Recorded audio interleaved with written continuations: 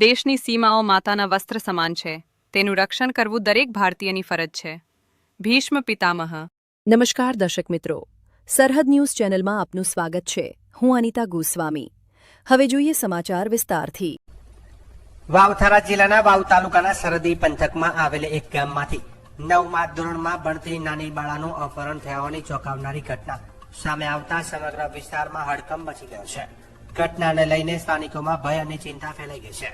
પ્રાપ્ત માહિતી અનુસાર મોરીખા ગામના હિતેશભાઈ જેસીભાઈ રાઠોડ નામના યુવક સામે અપહરણની ફરિયાદ નોંધાઈ છે. બાળાના પિતાએ વાવ પોલીસ સ્ટેશનમાં નોંધાવેલી ફરિયાદમાં જણાવ્યું છે કે તેઓ ખેતરમાં ભાગિયા તરીકે કામ કરે છે. ઘટના બનેલી રાત્રે તેઓ વરિયાળીવાળા ખેતરમાં હાજર હતા, ત્યારે આરોપી યુવક તેમની દીકરીને લઈને નાસી છૂટ્યો હતો.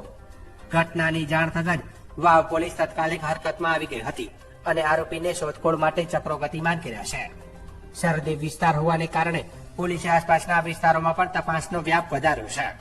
સ્થાનિક લોકોમાં આ ઘટનાને લઈને ભારે રોષ જોવા મળી રહ્યો છે અને બાળાની સલામતીને લઈને પરિવારજનોમાં ચિંતાનો માહોલ છે.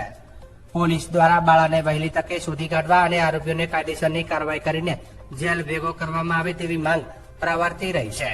આવી જ રીતે સમાચારની અપડેટ મેળવવા માટે અમારી ચેનલને લાઇક કરો, શેર કરો અને સબસ્ક્રાઇબ કરવાનું તો બિલકુલ ભૂલતા નહીં.